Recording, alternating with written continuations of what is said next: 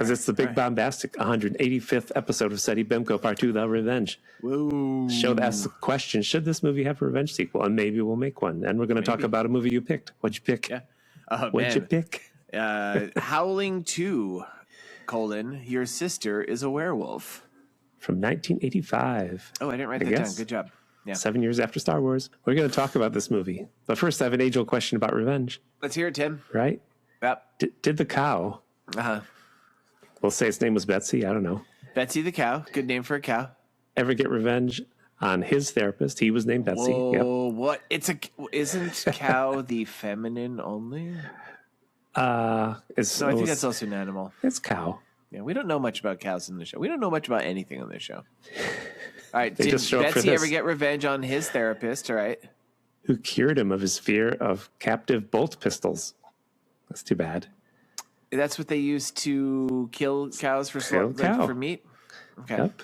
Yeah. And then So I just seconds after you get to know a lot about. We don't know anything about cows. You demonstrated a lot of knowledge of the way they're slaughtered. People listen to the show know about cow slaughter. People listen to the show don't exist. That's what they do to them before Happy Clown sells their burnt carcass to children. The Happy Clown being Ronald McDonald. Yeah. It's SEDDY BIMCO Part 2, The Revenge. The show where we create revenge sequels that nobody wanted.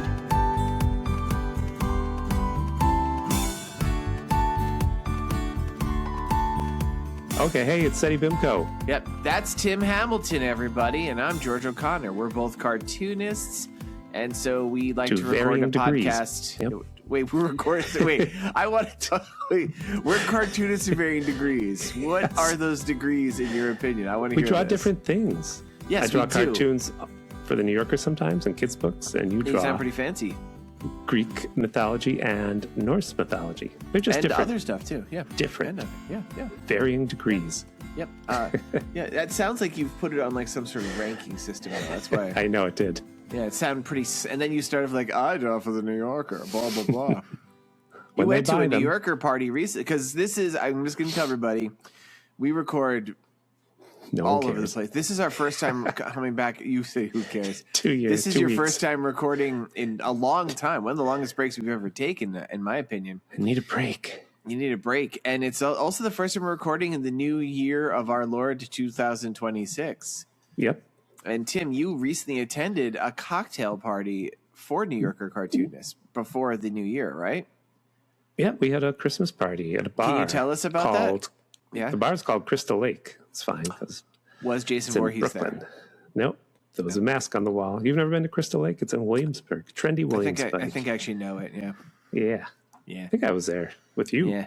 Yeah, that sounds possible. So we hung out. We yucked it up. You yucked it up? Yep. I can't explain what happened. Did anybody lay down on a couch and like pretend they're in a therapist's office? Yes, that's what we do. Was anyone on a desert island? Did people offer wry comments that were worth a chuckle? I told you one comedian cartoonist who moved here. He's very open about it in his stand-up routines, but I'm not going to say his name. He does OnlyFans to help pay his rent. Ooh, why are you not going to say it if he's does he want me to say his name? He does. He's online probably if he talking talks about it, and probably that would help him. That would help him. Shout out to Mr. Tim frantically flipping through the stacks of paper where he writes people's names. Shout out to Will Santino illustration. Check him out. Will Santino illustration. Is he hot? He's young guy. Should we use our SEDDY BIMCO money to join his OnlyFans? Sure. Yeah. He has a funny routine about it, and I will not steal it. No, you shouldn't. You should do an OnlyFans, Tim. Yeah, so I can do funny routine. This is good. This is good stuff. We're a good podcast. This is great. In case you're listening, you're like, what is this garbage? No, we're a good podcast. He just moved here, and he's having the experiences that we all had, where he's like, oh, my God, it's hot in the summer. Oh, my God, my apartment's so small. I'm like, yep. You'll like it next year. Give it 2 years. I read a thing years ago. This is like 30 years ago about how basically it takes a human body to get acclimated to a temperature within about like 30 degrees, right? And then once you get in that, you feel comfortable in that climate forever. And somebody was like, really? New York has such wide-ranging temperatures. Yeah. New Yorkers literally never feel comfortable in any temperature. And they actually posited that's why New Yorkers are so crabby. Because like you go from hell, never mind like over the course of a year. I swear like maybe like a month ago, I was still wearing T-shirts out sometimes. Mm-hmm. And now it's like frozen. It's just like, it's crazy. Like the weather just changes so abruptly in New York. I mentioned this before, I think, when I take my dog out in the morning. It's 20 degrees. Yeah. Oh, good. Finally, you pooped. I get to pick up a poop and warm up my hand, in a plastic bag. But still, it's like, my fingers are warming up. That's grim. It's grim. And this is the same dog you take on walks when you release the various captive mice that you've got in your apartment to freeze to death on the cold streets of Brooklyn. We took care of a dog. Nothing funny happened. No, just had human eyes. Yes, we saw it. We saw our friend of the show, Foofy, was quite taken by the haunted expression in this dog's face, which he thought was really odd. But I'm like, that dog's living with Tim Hamilton. Even just for a brief while, you too would have haunted eyes. Yes. Dun-dun-dun. It's a nice doggy. Yeah. Nice doggy. I'm trying to think of anything exciting happening because it's been so long. Yeah. Is there anything else? Is there anything I want to talk about? Do you want to talk about it? I don't know. We're talking about dogs. Yeah. And you know what dogs are related to? Poodles. Wolves. Whoa, wow, what a great segue, Tim. Wow.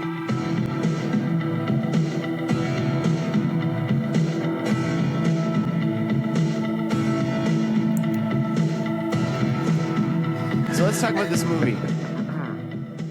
If you were a longtime listener of SEDDY BIMCO, you know I do tend to love werewolf films.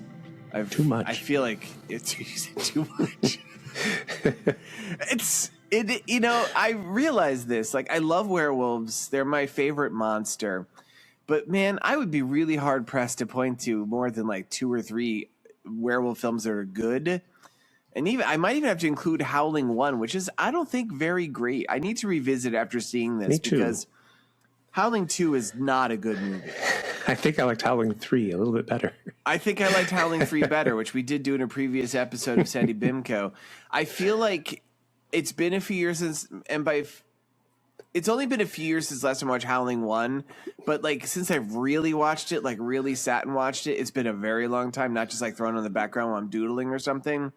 Right. I feel like I need to watch it because I feel like the drop-off in quality between the two is among the most precipitous I've ever seen in any sequel. Like, this movie is, like, there's parts I'm like, this is, like, well, they're clearly going for funny in a lot of it. Some places, but then there's a few not jokes. In other parts, it's weird. It's honestly not until, like, this bit they played of the credits that I was 100% sure they were going for silly. We'll talk about it when we get to it. Yeah. I don't think that was intentional. Oh, I think that part they realized what they had. There's no way you include that whole sequence without being like, okay, we made a steaming turd of a movie. So yeah, what is your favorite werewolf before we get into the bad ones? Movie. That's a good question. Favorite werewolf movie, because it's probably American Werewolf in London is one of them. No, it's actually not. That is a good one though. It's a lesser known film called The Company of Wolves. Oh, I remember that. It used to be on HBO a lot, right? Yeah, pretty cool. Early cool. And I've watched that one again recently, and I'm like, oh, that's really. It reminds me it's just got a weird dreamlike quality, which makes sense. Like I like that one a lot. And it's also got really good special effects. And every time a werewolf changes, it's different. You know, you have like a guy who literally splits out of his skin. You have a guy who just transforms in the more traditional ways. It's like, it's just like they had some fun with the special effects, and they're gory and goopy, but like the story itself is pretty cool. And you got Angela Lansbury in it, and a werewolf punches her in the head, and her head flies off and hits the wall and shatters like a teacup. I forget all this, but I know I saw Very that long weird. ago. It's I think that's why she got the role of the singing teapot in Beauty and the Beast by Disney, because they're like, you made of porcelain, right? She's like, yeah, whatever. We can put you back together. Just glue her head back.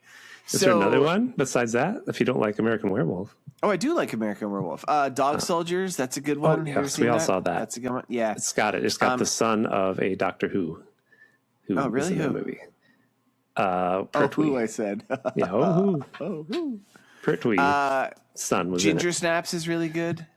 I don't know if I saw that one. I remember that name. Yeah, that's the one.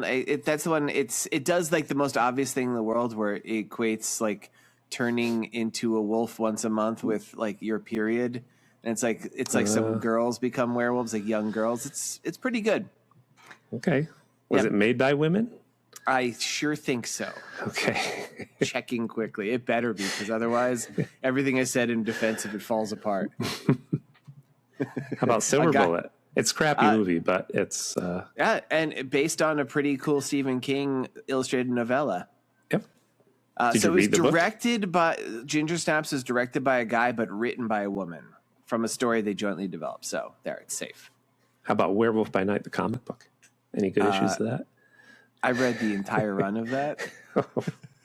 Terrible, right? Pretty bad throughout. Yeah. Jack Russell. That's his fucking name. Oh, how about the Terrier? The Disney, it's Marvel movie Werewolf by Night. That was good. Did you like that? I thought that was quite good. Yeah, that was okay. There was, if you've listened to the show, you'd know I recently rediscovered the old TV series She-Wolf of London. That's all about werewolves. I love werewolves. Right. They just, now we've really talked about a lot of other werewolves. Should we talk about Howling too? I got some cool facts about the making this one. All right. Oh, you got cool facts? It's called Your Sister's a Werewolf. It is directed by someone named Philippe Mora. So close to Philippe Moreau. Directed. It's written by Gary Brandner and Robert Sarno. Those names probably don't mean much to you, but Gary Brandner wrote the novel Howling that the first movie is loosely based on. Wow. And there was apparently multiple sequels, including a Howling 2, which I haven't read a description, but everything says that this is even less based on Howling 2. Gotcha. This is so terrible. I'm like, the Howling novels must be garbage. Sorry, Gary Brandon, for listening. Or maybe they're not. Maybe they're not. Did you see that the director was a French freedom fighter? No, I didn't see that. Really? So I was like, yay. That's pretty cool. But in this movie, he seems to fight for the right of women's breasts to be free more than anything. He fights for the right to party, so to speak. Yes. Yeah. Here, this is some great facts. Director Philippe Moreau related how the film was set to celebrate the 10,000th birthday of bi-curious werewolf queen Sturba, and was inspired by new wave eroticism. I don't think of new wave as erotic. I don't know. No, I never heard of He revealed that the actors Reb Brown and Annie McEnroe were so bad in their roles that veteran actor Christopher Lee acted off set in a manner as if he was wishing himself away. I don't know what that means, but he was Saruman, so probably he had a wand. Oh, just like never mind. I'm gonna have to say Mister. Remember that sexy movie we watched with the woman from 10? What's her name? Bo Derek. Bo Derek. Yes. Remember that movie? Oh, this is yes. It's called Even Ghosts Do It. Yes. Yes, Even Ghosts Do It. He was always acting off stage as a ghost. Oh. Somewhere else, obviously. That has absolutely nothing to do with this. No, I think this was just like it was Christopher Lee just being like, why am I here, Christopher Lee? All right. He plays Stefan Krosko. We'll talk about him. Terrible name. Terrible everything. Co-stars Marsha Hunt and Christopher Lee previously appeared together in Dracula AD 1972. In 1990, when Christopher Lee was cast in Gremlins 2: The New Batch, one of the first things he did was apologize to director Joe Dante, who directed the first Howling, for being in Howling 2. Oh, wow. And as a final connection between cast members, Christopher Lee also played the bad guy in Captain America 2, Death Too Soon, the second of the Captain America made-for-TV movies starring Reb Brown. Yep, I saw that. What the fuck does Reb Brown... Is his name Rebel? That would suck if it is. Not. Let me see. I'm looking him up real quick. Maybe it's Rebellious. Rebellious T. Brown. Robert Edward. I guess if Rebellious. Calling him Rebellious T. Yeah, go. Okay. And then my final fact, which is the best thing. Christopher Lee stated the reason he agreed to star in this film is because he had never acted in a werewolf film before. Wow. I can't believe he never. Which is amazing. One. Like, the guy's a horror movie icon. I think he always plays Dracula, though. He's been like Dracula like 16 times. Or Frankenstein. It's probably a bunch of Frankenstein movies. Probably. Do you have a synopsis? No, hold on. I got it. Oh, you did? Okay, good. Thanks. Ben White attends the funeral of his sister, journalist Karen White, the heroine of the previous movie. Yep. Following Direct sequel. Her burial in the chapel's mausoleum, Ben meets both Jenny Templeton, one of Karen's colleagues, and Stefan Prosko, a mysterious interloper who tells him that Karen is a werewolf. And thus he's got to return later and is that really the synopsis? I guess that's what like, I read. It's like literally like the second, like the opening scene in the movie, but I guess that does tell you all you need to know. Well, actually, no, the opening scene is something different. It's Christopher Lee I think more I gravitas than half of the synopsis, okay. just to be fair. Just explain to people. Okay. So the movie actually opens with Christopher Lee, who is like, why is he in this movie? He's sitting there reading from a book. I think it's maybe the Bible. He's standing in stars, George. You can't tell what he's doing. It's a star field. It's clearly like they were like, we have no good way of opening this film. Christopher, can we get you to read something? We'll just stand in front of a blue wall. We'll put in some cool afterwards. He's like, sure. I have recorded. I wrote down everything he says. I knew you would. I knew you would. George can't wait to read this. Here it is. Hunt them down. Do not stop until they are found. You do not pain. You do not know pain. You do not know fear. You will taste man flesh. That's what he said as Saruman to the Uruk-hai. Just being a nerd. Being a big fucking nerd. He says some shit about the heart of the earth. I guess it's in the Bible. There's a bit in the text where it describes that she had a jug filled with the liquids of her fornications and somebody throws it on her. I'm like, this is filthy shit. A golden chalice full of the filthiness of fornications. This is some filthy garbage he's reading. The liquids of her fornication. The results of her fornication. I don't know, something like that. It's gross. So here's the thing I have to confess. We were originally going to record this a while ago. And then we took off a break for the holidays. It seems like longer than that. So I watched this film and took notes then, and then kind of forgot, as one does. And then Tim's like, we're going to watch this movie again. I'm like, oof. And then so I'm like, well, let me just throw it on the background and see if it sparks anything. Threw it on the background once. It did not really. I remembered nothing. I kept tuning out. I tried so hard. I'm like, fuck. Another night, I tried it again. Got about halfway through it. I was like, I'm just not getting into this at all. Last night, I watched it again. So I've watched this like 3.5 times, and I still don't know what the hell happened in this movie for the most part. The same goddamn scenes I'll clue into every time. And then there's bits I just can't help but zone out. And I'm you must be so sick of the one song they play over and over. Holy fuck. We Some will talk new about wave that song. Fuck that band. Fuck those people. So I totally missed a bottle full of this woman's her fornication fluids. Wow. So after Christopher Lee reading this weird bit, which we really don't know why, we then cut it, the caption says City of the Angels, and we were at the funeral of Karen White, who, like Tim mentioned in his synopsis, was the protagonist of the first Howling. Wait a minute, George. Yep. I got something big to talk about. Remember? Let's hear it. And I will put this on the Instagram page for SEDDY BIMCO. Don't you threaten us. I sent this picture to you. When they start playing the music and show credits, they're showing the wall of an old church in Transylvania, I guess. And, you know, these medieval paintings. It's it's actually, I think it was, it's Czechoslovakia this was filmed in. Okay.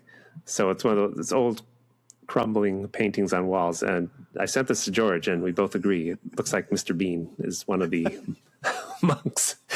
And I looked through the internet, and at no place could I find any evidence that this was intentional. No, I think it was real. You mean intentionally they painted Mr. Bean? I think that was a real painting. Yeah. We've both been to the Czech Republic, right? Just you. Oh, I thought you'd been too. Because they have a shelf in their toilet or the poop yes, of course. So they can check it. Yeah, I stayed with my friend who lives there, and their toilet has a little shelf in it, so when you poop, not a shelf, it's like a little protuberance from the porcelain, so your Duke doesn't fall into the toilet. It sits there so they can check it for consistency. And then the water blows it off with great force, and it flushes down. It's weird. It's just a weird thing. It's amazing. So your description. The thing about the Czech Republic is it's very beautiful, but the art does, in like the churches and stuff, you're not getting like a high Roman Renaissance finish on this or a classic Greek thing. It does have this kind of like rough around the edges look. So I just think that was just a funny painting that exists in. I said Czechoslovakia before because it was what it was at the time, but it's the Czech Republic now. Because this is 85, and Black Adder was on BBC from 83 to 89. So, you really did some work there. I just wondered, Yeah. Black Adder. You like Black Adder?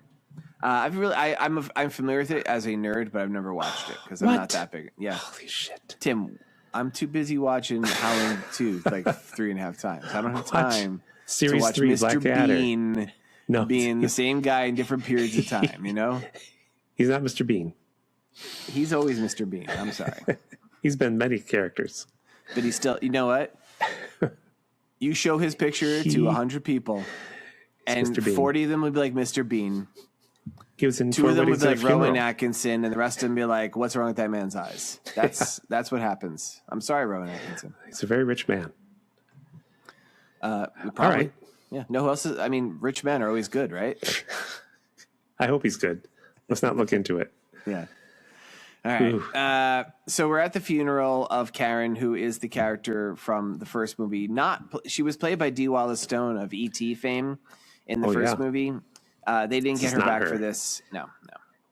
Well, And we see, we see Reb Brown, who, like I mentioned, he played Captain America. Rebellious T. Calling him Rebellious T. Rebellious T. He played Captain America in a couple of made-for-TV movies. He was in... I watched them, people. I watched them premiere. I don't think I've ever really seen him. I saw part of one where I remember his shield looked like a clear Frisbee. Yes. And at least in the first movie, his costume looks really stupid. His Frisbee shield sits on his motorcycle as the windshield. Oh, he takes it off. We talked about this, yeah. And it wobbles, you said. Oh, yeah. When I was a little kid, I was like, oh, boy. Captain America's on TV. I mean, the thing is, looking at the guy in this, he does look like a Captain America type. He's like a blonde, blue-eyed guy, very rugged looking. I have seen him in some other movies that are all even worse than this, believe it or not. And I thought in those movies he was a really terrible actor. I will actually say, he really looks sad in this opening scene. Like he's really grieving for his sister, and he's pretty good in this. He has a weird way of yelling in action scenes that is hilarious. I'm like, that doesn't sound right what you're doing. But he was better in this movie than I thought. And he's sitting there looking sad because his sister's dead. And I'm very rude to her. I just wrote frumpy reporter Templeton. She's our female lead. I'm like, why am I being so mean to her? Yeah, why are you being so mean? And then Christopher Lee is sitting at the back of the church, and like there's a priest just talking like, life sucks and criminal. Like he's a very Republican priest up there talking. Is that what he's saying? Life sucks? He literally says, life seems very unfair, and we're filled with, and we can't believe what happens in our cities. And like, it's not a life affirming thing. It's like, he's like an angry guy, and like, he thinks like the cities are crumbling, and like, I think he's a bad priest. And he's upset that this lady got chewed on by canines, because everybody's saying it seems like she was bitten by a canine. Yeah, specifically, so we learn what happened. So the way Shining 1 ended is Karen has Shining 1? You mean Howling 1. Oh, yeah, Shining on the mind.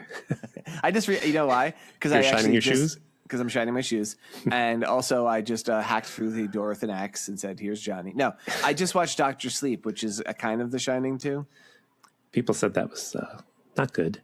I thought it was actually pretty good. Okay. Yeah, I'm going to disagree with those people. I mean, it's very hard to make a sequel to The Shining, which, as you know, is one of my top 10 favorite films. And Dr. Sleep is nowhere near my top 10 or probably even my top 50. It's just the adventures of that kid, so it's a totally different movie, right? I mean, he's Ewan McGregor now, so he's not a kid anymore. I know. It's very different, yeah. Howling 1 ends with Karen White, who's the protagonist. She's been infected with lycanthropy by this group of werewolves, and she is a news reporter, and she turns into a werewolf live on stage while she's giving a newscast revealing to the world that werewolves are real, and she gets killed with a silver bullet. That part is all kind of this still has happened apparently, but people just don't believe it, I guess. We get a line later. You want to explain it now? Yeah, say it now. That they say, because Christopher Lee has the videotape, and they're like, oh, no one has that. We haven't. That was like her colleague. It's just a rumor. her colleague's like, that disappeared as soon as as soon as it aired, and he shows it, and they reshot it with a different. I went and looked. I was like, that's not how it looked. Oh yeah, it's definitely different. They did reshot when you the whole recast scene. the actor, you got to redo it. Everyone's sad. The funeral service ends. We do see in the grave Karen's eyes open after they put her in the wall. After they entomb her, yeah. But then they're walking George, out. why should she wake up just because they put her in the wall? This movie has no rules for the werewolves, by the way. I'm just gonna. No, he does. Christopher Lee does say because when she was killed originally, she was killed with silver bullets, and because they removed the silver bullets from her, she was going to reawaken. But why when they shoved her in the wall? Oh, why just at that moment? Dramatic timing. Yeah. But there are no rules for these werewolves, people. No, these werewolves are poorly done. Stefan, who is Christopher Lee, approaches Reb Brown, who is Ben, and explains, your sister's eternal soul is at risk. And he says that for the first time, the titular line, your sister is a werewolf. You said your sister is a werewolf. This is way too soon. Way too soon in a movie to say the name of the movie. Well, except for it does directly build off of the first movie where too soon.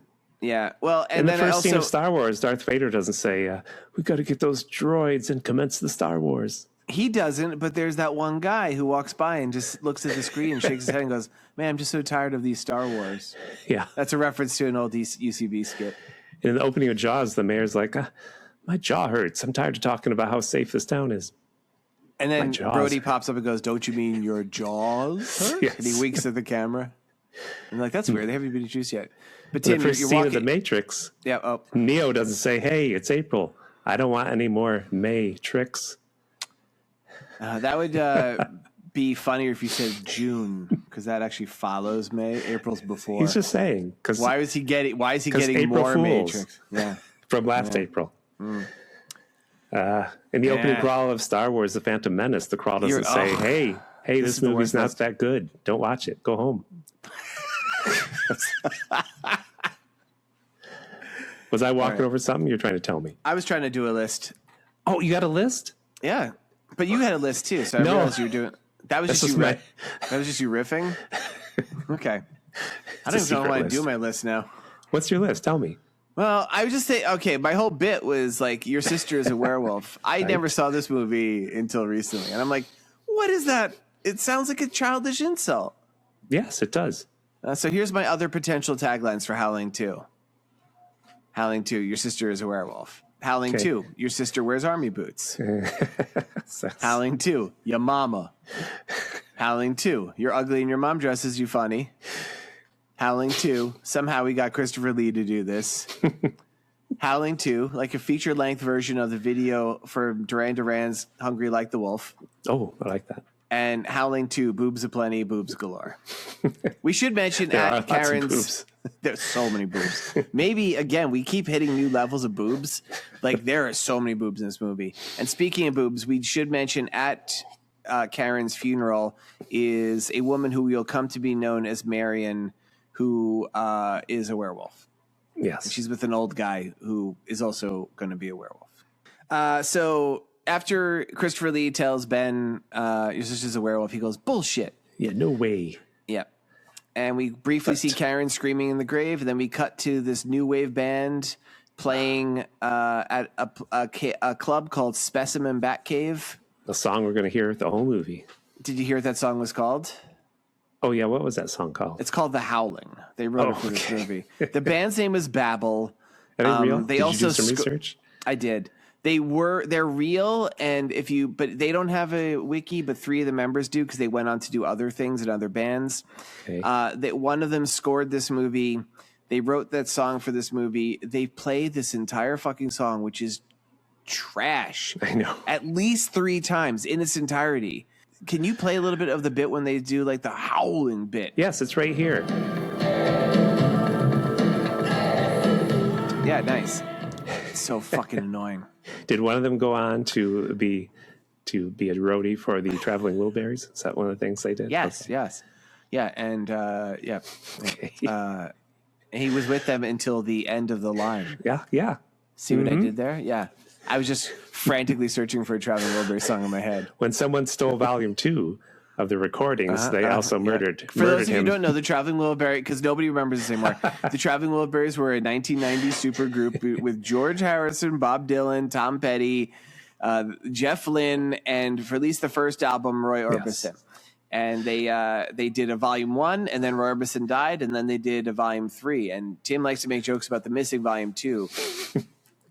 I feel like they're not a supergroup. I think they just got together and jammed. They were literally the definition of a supergroup. That was the thing. You had George Harris, you had a Beatle, and you had Bob Dylan, and then like you had like Tom Petty. Yeah. Well, I mean, I'm saying like there's statuses. I always felt like Jeff Lynne was kind of like, hey, he's up there. I hope no one knows. He's up there, but not compared to the other guys. He produced and drummed. Yeah, he was.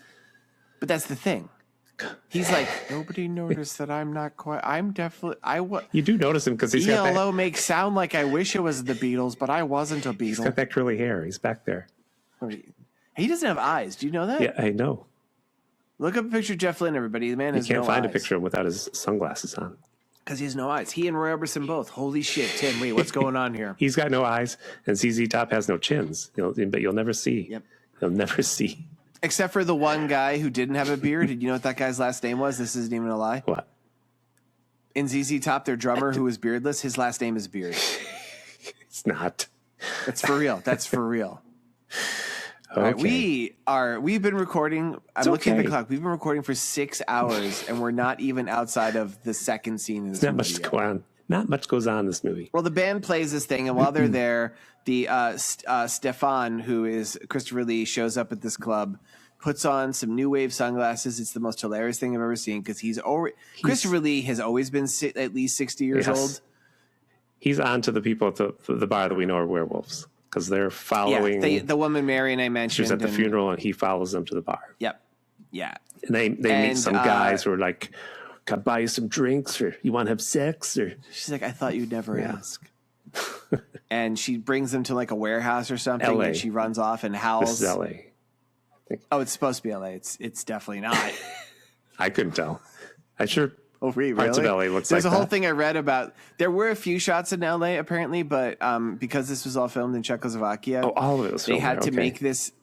For the most part, they had to make this look like LA, and apparently they had to import in trash because Czechoslovakia was a communist nation and everything was super clean. Okay. And like all those extras were like people they'd advertise for punks, and something like 1,000 people showed up.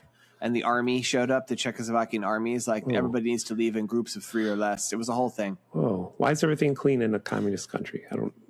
Just curious. Don't think I know why. Freedom. They hate our freedom. Yeah. That's the great thing.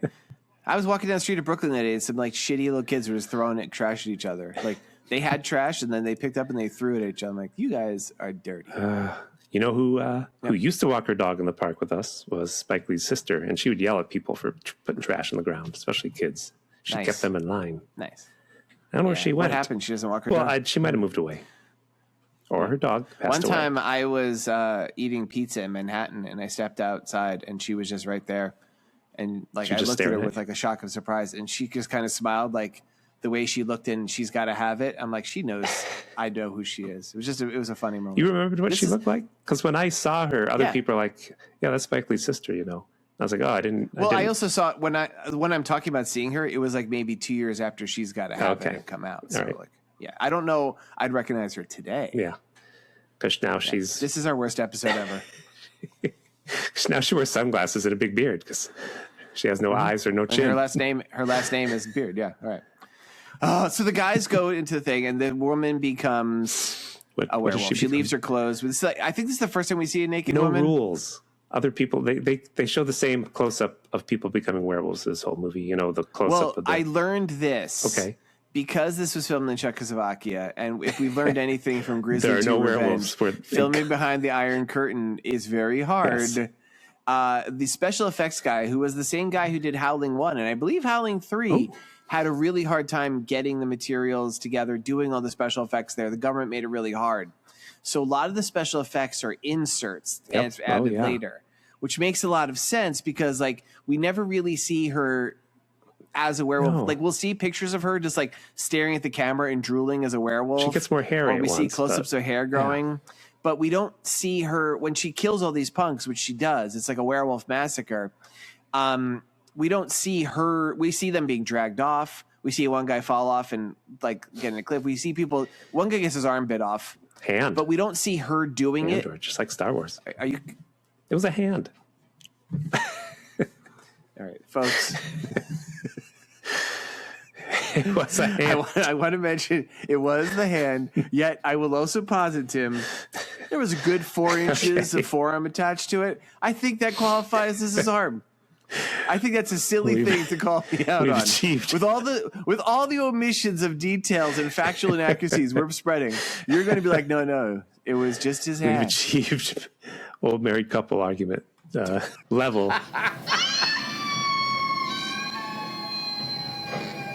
All right, so while that's happening, Stefan comes to Ben's house.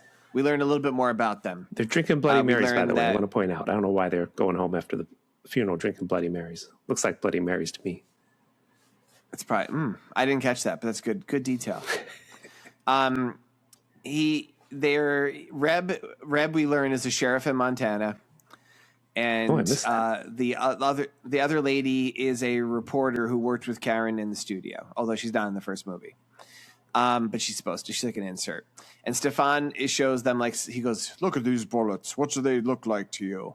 And Reb's like, "They're silver."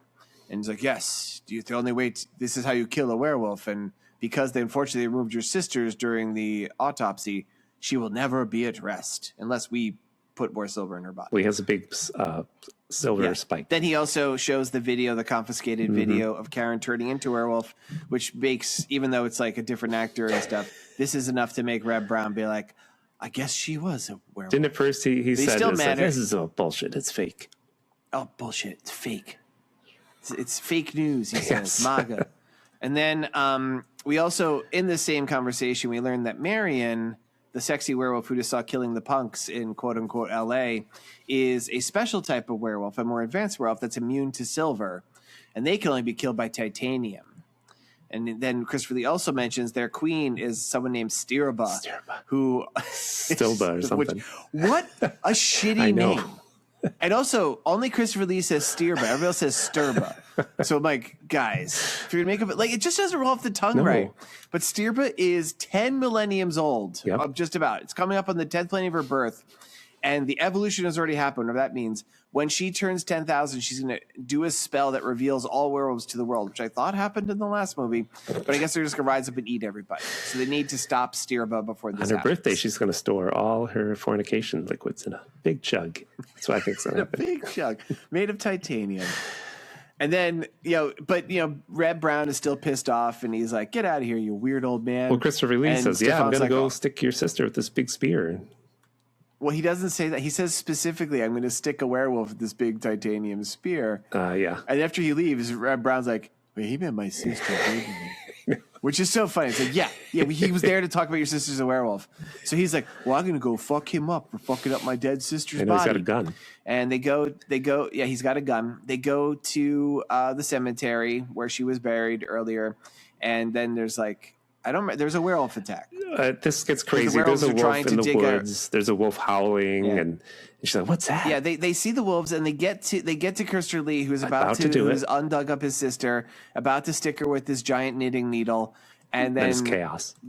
Reb's like, "You're not going to do that," and then all of a sudden, like hairy arms reach out and go like, "Rare, rare," and he goes, "Oh!" and he shoots his sister. Yes. And like it's just like this. It's very contained. It's very succinct. Rebellious T. He knows how to shout. Rebellious T is good at shouting. And so this is enough. There's the other werewolf that was with Marion in the beginning, who's like an old guy dying. Oh yeah, they torture him. And Stefan, they interrogate him. They're like, "I will put you out of your misery." They want to know where Stilba is. And he goes, "The dark country." And then Christopher Lee fucking stabs him, puts him out of his misery, and we see him, I guess, turning back to human and some reverse special effects. Because these are our three heroes. And now. then Cross goes like, "We must return to Transylvania if I were to stop Stirba." And Ben's like, I'll be with you to the end of the line, which I thought was really funny that he said that, because that's the shit that Captain America always says to Bucky. Right. In the Marvel movies. I'm like, that's where they got it from. And that's what one of the musicians that write the music, they went to the end of the line. For the Traveling Wolverines. George, when they said they have to go to the dark country. Yep. Oh, no. That could have meant many things to me. I didn't know. Are you going to say something deeply racist? No. God, you brought that up. No, that's you, Tim. You know what I thought it could mean? First, I thought it could mean they were going to go start a fantasy football league. Yeah. But then I thought... I actually don't get that. A fantasy football league? You don't need to explain to me. That's dark. But what? All right, we'll move along. Why is no, okay, now I got to know. Is that just your opinion of those things are dark? Or is there actually... Oh, okay. I actually thought that was maybe a term. Dark place. Like we went dark that week. There wasn't our team playing. Would you want to play a fantasy football league? No, I don't even like to watch football. Okay. I don't even like that it's called football. No. I like calling soccer football. You're like Trump. That's a better... Yeah. Well, it could have also meant, here's another dark place a dark country could go to. Starting an Eagles tribute band made up of former Philadelphia Eagles football players. That's dark. All right, last one. All right. This is another dark country you can go to. Checking out Eric Trump's porn collection. There you go. Wow. Take that, Eric. So, George, what's next? Mariana, we then cut after he pledges to go with him to the end of the line. We see Mariana getting off a train in turns out to be the Czech Republic. And she meets a guy who right off the train did you recognize that guy? No. He is in Pee-wee's Big Adventure. Oh, no, I totally missed it. He's the convict guy, the one who picks up Pee-wee. Oh. Goes, so what did you do to get in prison? Was he? You know those mattress tags? He's the second in command. The werewolves. I pegged him immediately. I thought he was secondhand Jimmy Smits. That's what I was thinking the whole time. You know, I could see him being an off-brand Jimmy Smits, yeah. I totally missed that was him. But yeah, that's who he is. I was so excited. Only 2 years later? 2 years later he's in it, right? Actually, that's 4 years. When was this movie you said? 85.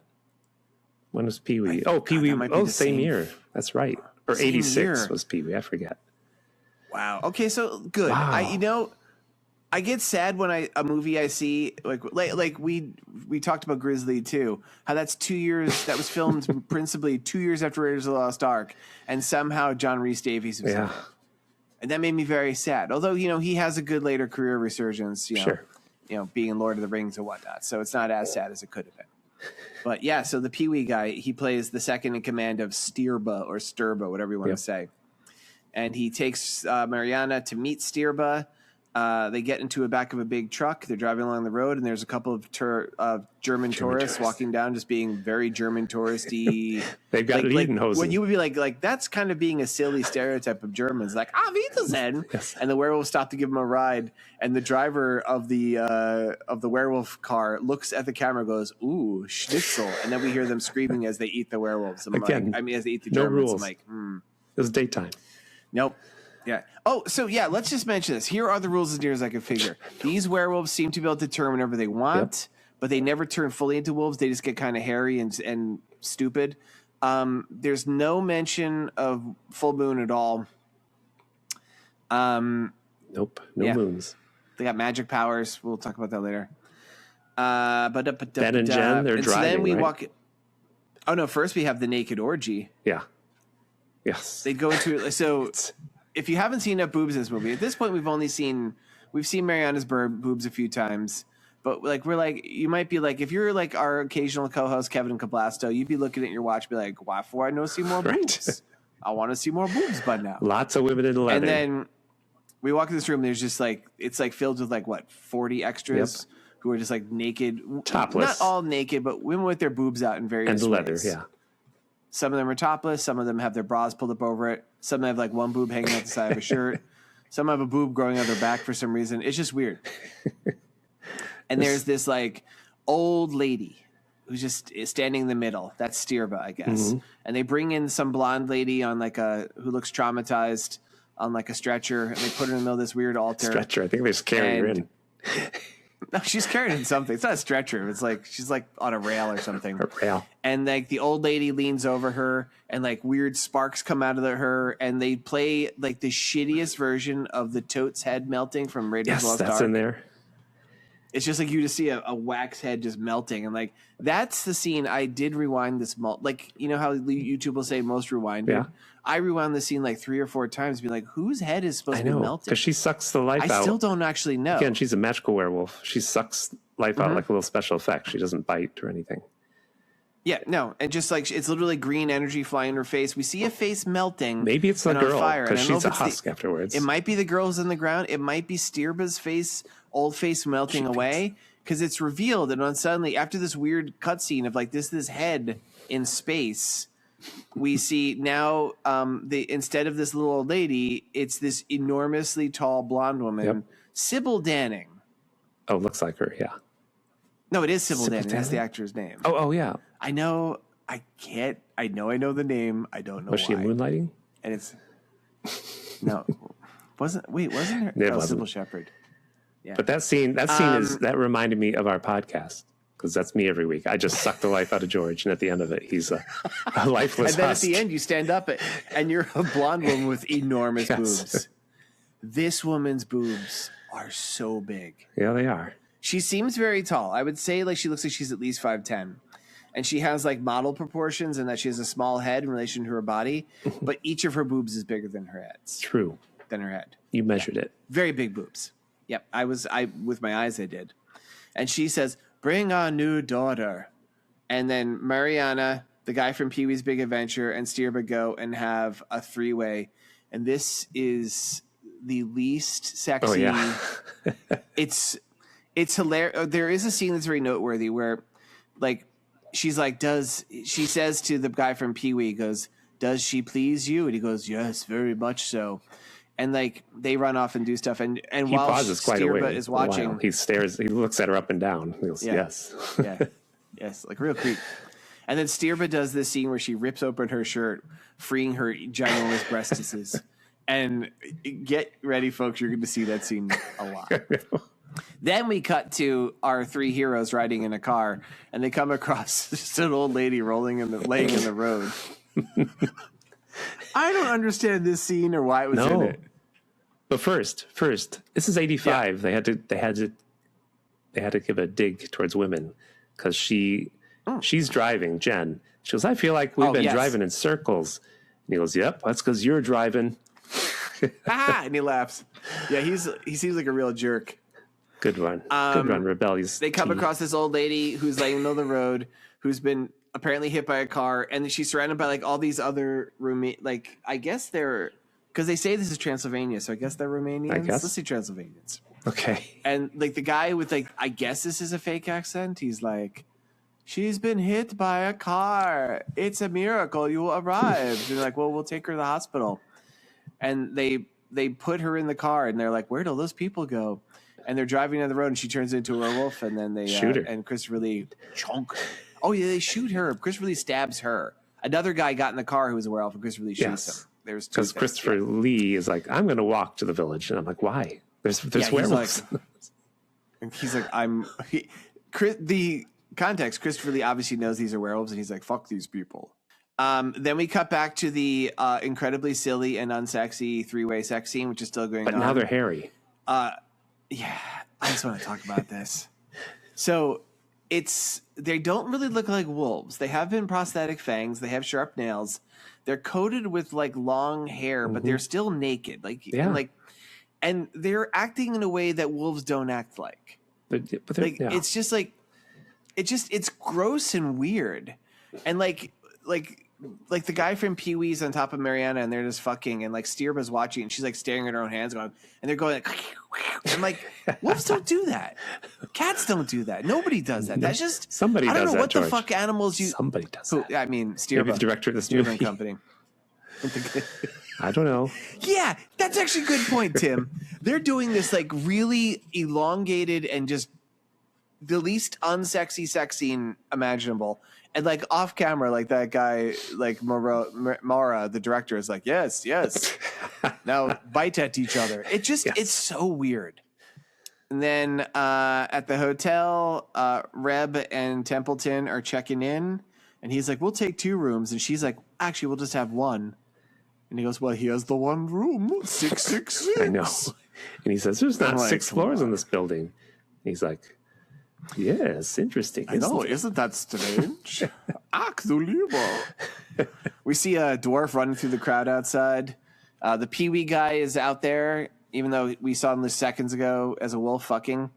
But he's like dressed up as like a Romani. There's a big party or something. going on. There's like, a festival. It's the festival. It's a celebration of the full moon. You're right. There is a moon reference. Yeah. One of the descriptions I read of this said an ethnic folk festival. But he's out there just clapping his hands, not to the music at all, which I was enjoying. And then they go. We're in the hotel room with Reb and this scene's terrible. The reporter, Jen. I forgot her name. Who I'm like. Jen. The Ben. whole 2-room thing, I'm like, wait, are they a couple? I guess they're not a couple. Well, I thought she was going to say. I guess until this point, they're not. She was going to say, "Don't get any ideas. I just don't think we should be separated." Yeah, we saw werewolves. Yeah, no. Immediately, she's like, "I need you to hold me, She's Ben." like, "I'm scared." And he holds her, and then she starts kissing him, and then they just start having sex. It's terrible. We don't. Kevin Kilbasta. We don't really see anything here. No. We just see them. They have fully clothed sex. Jimmy But Smith's in the street. Really gross. Oh, you're going to say this. Yeah, go for it, Jimmy Smith's in the street. He's sniffing the air, and he's like, "Oh, I smell sex." And he smiles, and he does again because nobody in this movie has ever seen a wolf. He howls, but it's like, oh. Hey, George, you know what a werewolf's favorite sex position is? Doggy style. Oh, that's obvious. No, it's Mission Harry. Well, it is you, Tim. Mission Harry. Mission Harry. Mission Harry, like Mission Harry. Okay. Yeah. Good. That is better than doggy style. So after they get their fuck on and the guy outside sniffs them having sex, which really grossed me out. That grossed you out? I guess to say. Yeah, it's the way he looks. So if you've seen BP's Big Adventure, you know this guy. He looks a little sleazy in a good way. I've always liked him. Like he's always stood out to me. But the way he smiles looks like such a leering pervert, which is probably what he was trying for. So it just was. I'm like, I don't like that he's sniffing their bits from the street. No. Plus, Jen brought a whole bunch of garlic, by the way. I'm like, come on, Jen. Garlic. Did she? I didn't catch that line. Before they had sex. Is her name Jen? Yeah, Jen and Ben. Oh, you're right. Because it's Jerry. Ben and Jerry. It sucks sometimes. So then they're after their copulations are finished, they're walking like out in the festival in the little town, arms around each other, and she sees this little guy. She goes, "You see that dwarf staring at us?" Yeah. And he's like, "Yeah." She goes, "Should we follow him?" He goes, "Why not?" I'm like, he did beckon them. I don't know if you missed. He did beckon them, but it's just, you see that dwarf staring at us. Should we follow him? So they follow him, and he leads them to Christopher Lee. Right. Christopher Lee, who after he walked there, he had gone and he had we meet the werewolf resistance. He's made these contacts throughout the city, and it's all these different men, all of whom have lost something to Stirba's cult. Yes. And they're committed to aiding Stefan and getting rid of her and her boobs and everything for all time. I made a list of Stefan's helpers. Oh, I didn't do that. The dwarf is Vasila. He lost his wife to a werewolf. It's like, that's all I they kept say. calling him Vasilius. Yeah, Vasila. There's Wilhelm, who lost his wife to a hairy Italian guy. Yeah. There's Tony, who lost his heart in San Francisco. There's Henry Jones Jr., who lost the Ark of the Covenant. Nice. And then there's Jimmy, who had a long lost shaker of salt. And I really wasn't sure I was going to even do that list because I was like, I feel like this list sucks. That's a good list. And so they reveal the plans. They're setting up a puppet show in the middle of town as their base of operations. They will do various It was a good puppet show. Things from had here. A bear that told jokes. Had a pig who was in love with a frog. Come on, it was a great puppet show. Yeah. There was a weirdo who fucked chickens. Yeah, that was weird. There was these 2 other puppets that were in the audience and heckled them. Yeah. There was a puppet that was on the back of a guy training to be a Jedi, and he said, "Do it, do not. There is no tray." There was a puppet that said, "Smells bad." By the way, I don't know why he's been out doing so many interviews, but Mark Hamill's been out doing a lot of interviews lately. I don't know if he's in a... He's in a movie right now. I guess. Yeah, he's in something. But when he was on set with Frank Oz, and Frank Oz was doing Yoda, everybody on set, the first people to hear Yoda, they were all mimicking him, going, "Time to go to set it is," and everybody's doing that. And Frank Oz finally had to say, "Look, gotta stop doing this because you're influencing me, and I can't do that." His voice correctly with you guys mimicking me all day. It's pretty funny. I mean, it was definitely a weird choice to do Yoda that way. Yeah. Was that his choice? Or did George Lucas say, "I have this uncle who talked like this. Can you do it?" Like this he talks. I mean, just the voice, like the way he sounds like Fozzie Bear. You know? Yeah. Yeah. And Miss Piggy. Doesn't he do Miss Piggy? There is a scene I just want to... He does Miss Piggy. Yep. He does Grover. Ah. He does Bert. You know them all. Yep. I'm probably forgetting someone major. He does one half of the Swedish Chef. The hands. Because those are human hands. The way the Swedish Chef works is Jim Henson would do the head and one hand, and Frank Oz would do the other hand. And that's one of the reasons why everything's so chaotic. Because Frank Oz was basically, his role was to fuck with Jim Henson. So there's always one hand that's doing something wacky and like smacking him in the face and stuff. Never do it's that. Pretty fun. I did not know that. And he did Animal. Not know that. The drummer from the Electric Mayhem band. Yep. I know a lot about Muppets, everybody. We should do the Muppet movie. Oh. I want to address a scene that was the weirdest thing in this movie. Okay. We're back in the hotel, and Jenny's taking a bath. That's right. And just looking, it looks like, I don't know, she has this weird look on her face, and Red Brown walks in and yells, "Boo! Hi, honey." Yeah. And she goes, "Hi, Ben," and then just smiles in this weird way, and that's the whole scene. And like, I mean, there's a thing like they teach you as a writer, like you don't never have a scene that doesn't Progress either the plot. give you character development or advance the plot. Advance the plot. And this certainly doesn't advance the plot. I guess it could show character development in that like Ben's a total idiot. And that's the only thing I can think about. Maybe they wanted us to know that she was clean. She took a bath. They knew. Maybe because the other guy was sniffing this accident. Pew. Pew. He could smell it. Speaking of, sex. we cut back. When do you know what? They're having another fucking three-way. Yes, they're still at it in the castle. But they're not, because we saw him in between sniffing the other ones have sex. They just keep going back and fucking. Bad editing. Yeah. Or it's just multiple fucks where they become hairy and gross and it's the least attractive thing we've ever seen. And look, I'm okay with a little bit of body hair, but not when it's like 8 inches long and only in patches. It looks weird. So they I've lost where we are on the plot, but I think they're going to the castle to kill the werewolves with Vasilius. Vasilia. He's the little person, I'm going to call him. Yep. We do get a little bit where Stirba, after talking to them, she's like, Stefan, they tell her Stefan's here. She's like, and they reveal Christopher Lee is her brother. Yes. It's the title had two meanings. I know. So that is interesting. But also that means Christopher Lee is presumably also 10,000 years old. Could be. Or 1,000 years old. Could be. It's not explained. It's weird. There's also hints later that they are ex-lovers, which, I mean, I guess if you... I don't know. They're supernatural. Yeah. So is he a werewolf? Is he meant to be Dracula? Like maybe it's like he's a just joke. magic. I don't know. He's magic. Magic.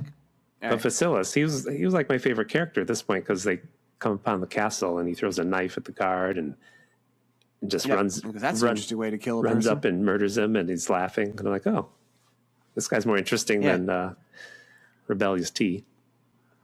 Yep. He pulls out some weird wax and gives it to Rebellious T and goes, "Here, put this in your ear. It's holy. It'll protect you." Did you understand that? Because nobody else seemed to need it. Did Rebellious T wear it? Well, yeah, Rebellious T is wearing it because later. Okay.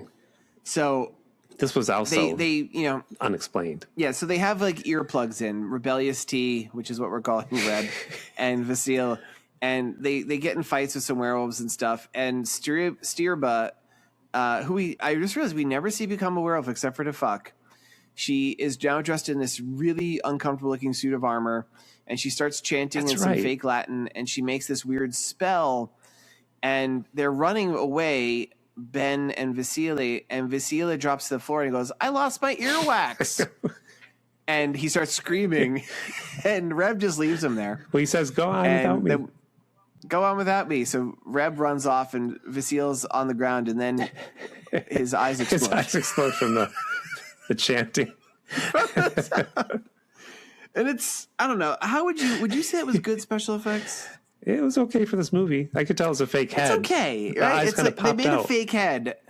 They made a fake head of And he Steerbud, squeezed it. and like they I think do. he squeezed his own head to make him pop out. So, did you list their weapons, then- by the way? It was wax for ears, titanium dagger, a chalice that held the blood of Christ, a crossbow, a dart gun. You didn't hear him list all these? Wait, it really is a chalice that held That's the what he blood of said. Christ? I thought you were making. That's what he said. I thought you were making another Indiana Jones Nope, I reference. wrote this down. Christopher Lee listed those. It was supposed to start in L.A., right? In the story, it was supposed to be L.A. Or not? Yes. Because yes, there's a it was. party They at the said castle with City that of Angels. same band from L.A. dressed in the same Right? way. Were they, and like, does that mean, so they were at Specimen Batcave and then they're also Yes. here. They sing the same goddamn song. Are they werewolves? I wondered. Is that what they sing? I The wondered. Howling? I hate that band. I know. More than any. Tim, all right.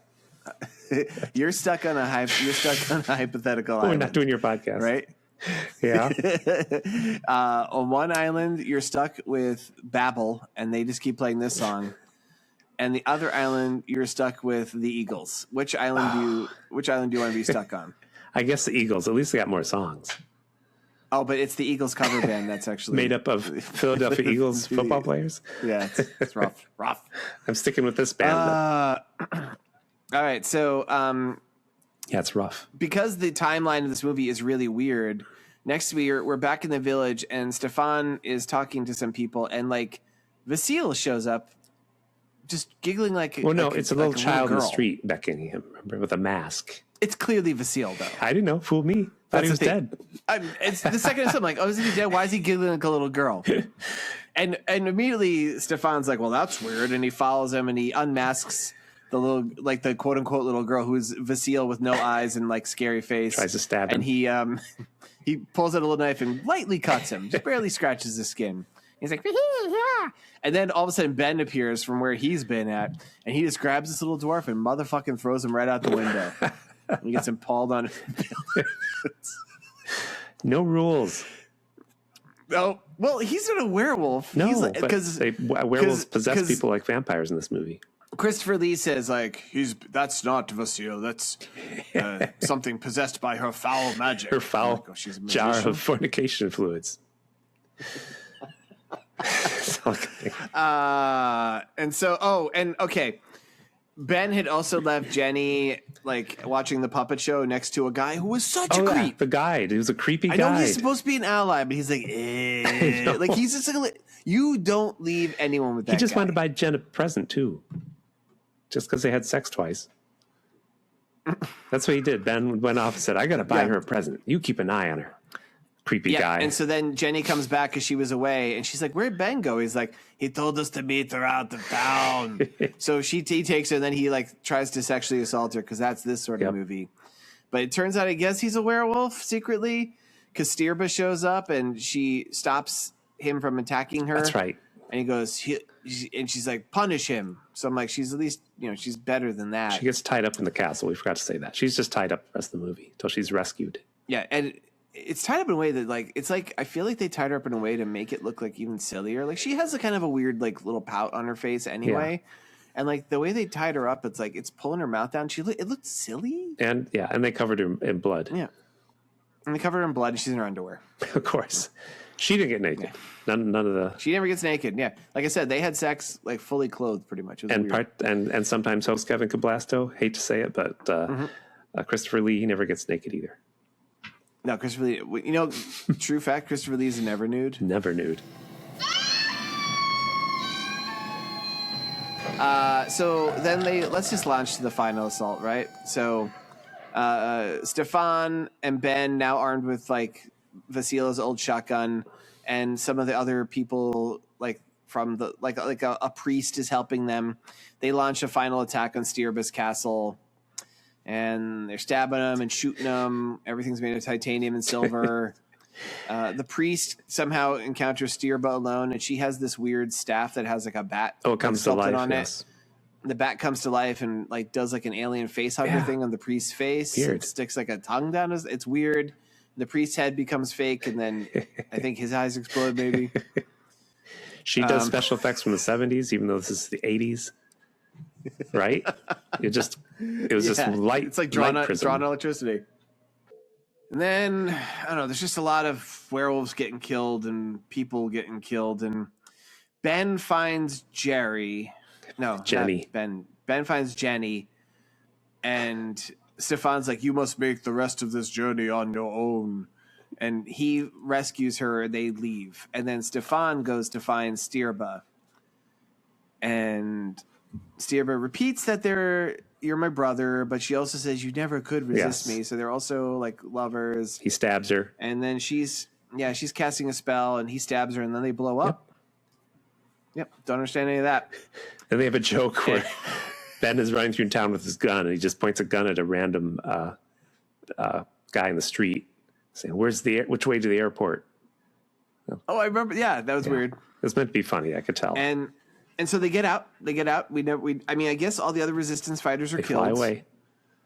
They fly back to LA. And now they're a couple. Yep.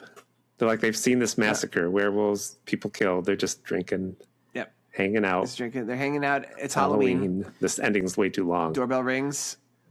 There's a weird looking little werewolf kid at the door. He goes, trick or treat. And they're like, weird looking kid. And they give him candy. And then they're like, wait, there's no kids in this building. They should have ended right there. I was like, end, please. Yeah. But they don't. They're like, well, maybe they live across the hall. Yeah, and I guess they're living in Jenny's house. Mm-hmm. She's like, nobody lives there. He's like, maybe someone fucking moved in while we were in Romania forever. But so they go and she goes, well, let's go see if somebody moved in. Should we invite them in for a glass of wine? Yeah. They answer the door. And there's just this weird little creepy guy there. Yep. He's like, I just moved here from Romania. They're like, oh, hi, I'm across the wall. He's like, won't you please come in? And they're like, no, maybe later. He's like, we met your kid. He's like, but I don't live alone. I live alone. It's just so weird. I'm like, and they're like, well, he's clearly a werewolf watching us. Wah, wah. And then it ends. Oof. Hoping for another sequel. But it doesn't end, Tim. Oh, that's because right. then we are treated to one more play of that song, of the fucking Howling song by Babel, and they now play it with clips from the movie, and including I actually got this. I wrote it down up here. 17 times they play the clip of Stirba ripping her top off to the music. Sometimes, and like just weird shots of like characters like. A lot of shots of like which were not in the movie of Christopher Lee just kind of looking abashed and smiling awkwardly, like weird cut scenes of people just being like, yeah, and like it's just this weird silly thing. I'm like, oh, they knew that this movie was such a turd that they threw this together at the end. Like, yeah, go out laughing. Now we have the part of the show where Tim and George talk about how this movie is like Star Wars and Labyrinth. How's this like Star Wars? How is this like Star Wars? How is it like Star Wars, Tim? Let's hear it. As we know, in Star Wars, Obi-Wan says, that's no moon. And many times in this movie, I saw people turning into werewolves, and I was saying, hey, there's no moon. What's going on? There. That's a good one, Tim. Congrats on breaking out of your Star Wars rut. What rut? And I'm going to say, how is this like the fact that you only mention Aunt Beru and Uncle, whatever the fuck his name is. Uncle. What is his name? Owen. Omar? Owen. Uncle Owen. Faulty exhaust port, and Luke and Leia fucking, which doesn't even happen in the first movie. They fuck. They space fuck. I like to counter your incessant mentioning of Star Wars with references to 1986. My God, the same year as this, Labyrinth. Labyrinth was essentially an intricate puppet show held in the center of a town. True. So this movie also had an intricate puppet show held in the center of town. True. The end. And it stunk? Yep. It smelled bad? It smelled bad. Because the puppets were kept in a case. It got all moldy.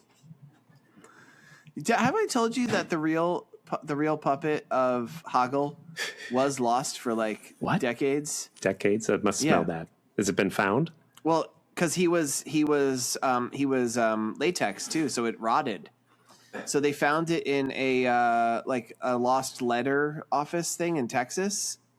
It got shipped overseas, got lost, and it was just unclaimed property. And like sometime in the 2000s, someone found it, and it was like all rotted and smelly.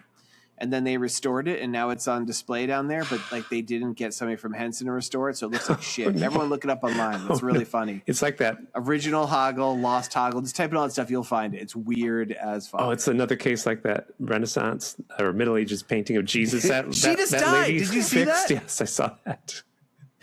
She's all over the news.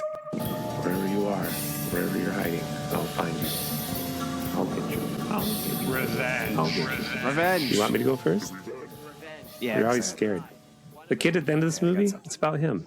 Oh, the little werewolf boy? They didn't know it. They thought he was a real werewolf. Turns out that kid of the he was movie, a Wookiee? he was not a werewolf. Wookiee. And he was He's a not Wookiee. wearing a mask. Why would he be a Wookiee? He's a Wookiee. Why would he be a Because Wookiee? you were obsessed with Star Wars? Nor was he a werewolf. He was afflicted with early onset. Well, he smelled. Tim, Early onset Neanderthalism. Poor kid. wait, does that mean Neanderthalism normally sets on later Yes, in life? sometimes. Okay.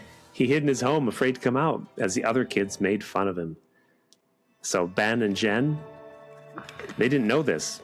And after their experience with the werewolves, they assumed this kid was a werewolf hiding out in their neighborhood to get revenge on them. There's your revenge, George. You're always like, where's the That's revenge? certainly how the movie leads you to. Yes. Okay. So Ben and Jen came up with a plan to draw him out so they could, in fact, stab him with a silver spike like Christopher Lee taught them to do. So first they left raw hamburger out, but that only attracted some stray dogs and a young Eric Trump. There you go. I just say that because you laugh. Everybody else is tired. Tired of making fun of Eric Trump. I just like the idea of Eric Trump traveling with wild dogs in the streets of LA, eating raw hamburger. Then, That's actually, honestly, that's like, I'd rather he be doing Yes. that. And it's more interesting than whatever that malformed pustule does anyway. then Jen tried to draw him out by peeing in the park and marking territory so that, he'd come out and mark territory. But this only attracted McGruff the crime dog, who gave Jen a ticket, and then McGruff peed on all her spots. Did McGruff then pee on Eric Trump? No, he was gone. Then Ben and Jen decided to use honey to catch this werewolf. They created a knockoff ice cream company called Ben and Jenny's. Yeah? They would make flavors. It's been so hard not to I say know. that. Yeah. They would make flavors that would attract a werewolf. Like, you ready, George? Mocha. A list Mocha within- full moon pie. Chunky monkey parts. Chocolate lady parts. How about Chubby Hubby? Chubby parts? hubby parts. Buried in dirt cake. That's just the same name. Cherry. Whoops, not cherry. Just a lot of blood Garcia. And you've heard of non-dairy. How about non-hairy fudge ripple? That sucks. And rum raisin hell. So none of those flavors worked.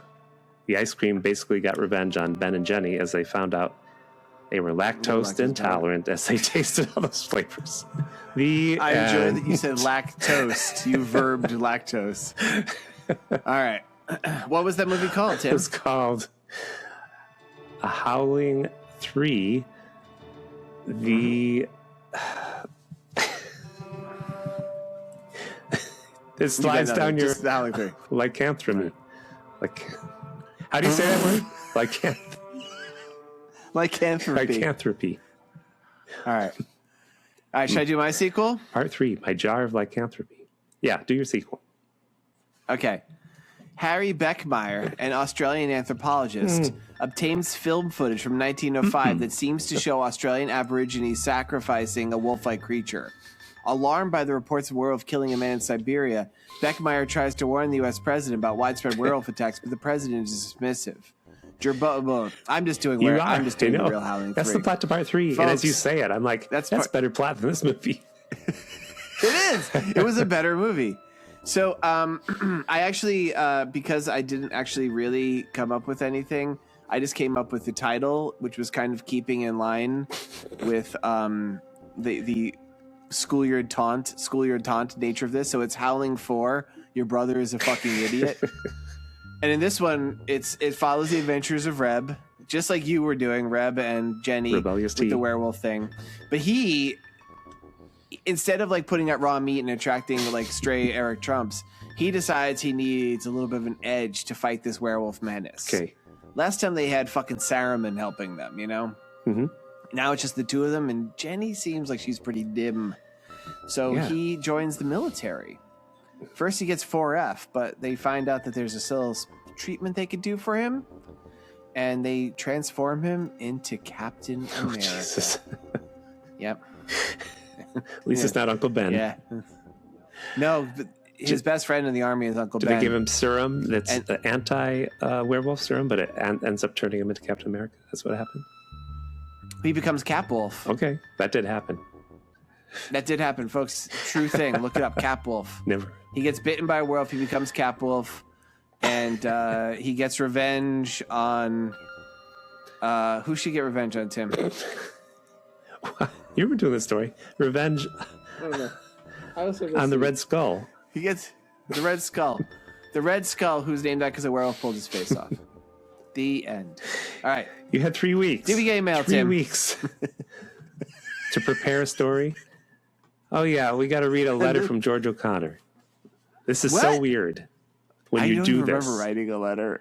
Okay. That's all we got was just me, Yes. too? 3 weeks off and the only mail was me? It's the holidays. People are celebrating the miracle in the manger. All right. Let's hear my letter. Jesus. Make sure you read the subject line because a lot of times it ties in the subject line. Sedius. Did you read the subject line? Conats. Hi from occasional co-host George O'Connor. Okay, that's important. And it's seditious Bimco nuts, by the way. Just listening to the most recent episode, Love Actually, with occasional co-host Kinetic Kevin Cablasto. Good job, guys. Thank you. Yeah. One thing, Tim, you mentioned having a dinner date with a couple you know whose kid formerly dressed up as a firefighter, but now dresses up as a contested Jedi, maybe Luke, maybe Obi-Wan. And this couple didn't know who because they only saw this movie once. He wrote, what the fuck? Tim, you know I'm often scornful of your incessant Star Wars references, but why the F are you hanging out with people who are so pop culturally unaware that they don't even know the difference between Luke Skywalker and Obi-Wan Kenobi? What sort of rock do you have to live under? What on earth do you talk about with these people? How do you stifle your yawns? Oh, why do you do this to yourself? Sent from my phone. I got to ask, Tim, seriously. It's very nice people. Like, this is the thing that's weird about this, because I was so struck by this. I've not only talked about this to my wife, I've talked about this to other people. They're young enough to have a kid who is young. No, grandchild. Sorry, grandchild. Did I not say grandchild? It's a grandchild. Okay, that makes a little... No, you didn't say that. So that makes a little bit more sense. Because I'm like, who the fuck are these turds? Oh, maybe they listen to the show. Who knows? Maybe they do. But now that they're grandparents, at least there's another generation. Nice. I don't care how little you like Star Wars. Even occasional character in the show, Foofy, who hates Star Wars with the passion of a white hot sun, he would be able to tell the difference between... Everyone knows the difference between Luke Skywalker and Obi-Wan Kenobi. Just by being alive. By virtue of being a living being, you know that much. Maybe we're just drinking. Now, these people, how old are they? I'm not going to say their ages. One's retired, one is still doing work. They've lived in Brooklyn when Brooklyn was dangerous. They've had guns pulled on them. Do I know that? I've had the guns pulled on them? You might have met them once at a party. I do it every week. All right. They had guns pointed at them. My whole opinion of this changes now knowing it's grandchildren. When it was children, I couldn't make this thing work, and I'm just like, I can't imagine how boring this was. They have better stories. To hang with these people. They knew. Than me? Than Star Wars. Going to bars in Brooklyn and having guns, like, there were his stories to tell. Well, Tim, that was a fun story. It was a fun story. All right, what are we watching next week, Tim? Yep. Going all the way to 1974. Does that scare you? You happy? I don't know yet. It's on Tubi. You know my feelings. It's when you do the 60s, I hate them all. I hope this is still on Tubi. 70s. It was on Tubi when I looked. What is it? Devil Times 5 on Tubi. It's little killer children, George. Isn't this great? Oh, no. Are they English? No, it's an American film. Killer Children. Devil Times 5. It's there on Tubi. See it? Can you tell us anything about it besides Killer Children, or is that giving away too much? I sometimes pick these and think, this looks cool. This is bad. And I'm going with it. I don't know much at all about it. I don't even know what children are in it, or if they grew up to be roadies for the traveling Wilburys or not? Yeah, it's also known as people toys. Ooh.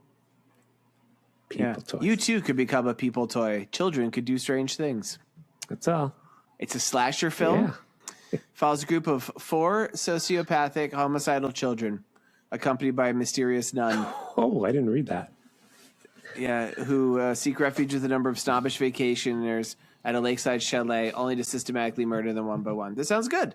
It kind of looks like Goonies or like Little Rascals or something, but I guess with murderers. Nice. It's also been called Devil Times 5, which you said, People Toys, and The Horrible House on Why the so Hill. many names? It's a good Horrible question. House on the Hill. The Wikipedia for it is People Toys. Okay, people. Wikipedia is people toys.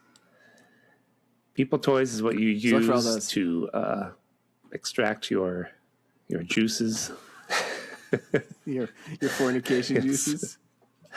I love that just stuck with you. You didn't catch the first one. Once I said it, you're like, I'm going to make 10 jokes about this. Next week, maybe. All right. Can't wait to see this one. Thanks for sticking around, people. Whew, If another you did. great episode. If you didn't, Yes. best episode See you ever. later. Go your own way. Goodbye. So Bye, everybody.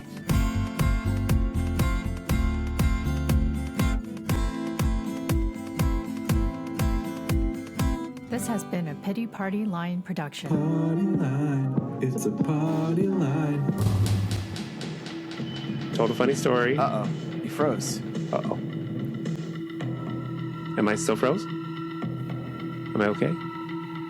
You froze for a second. I hear you. Okay, can you hear me? I hear you. Yeah, I hear You're you. slightly delayed. Now.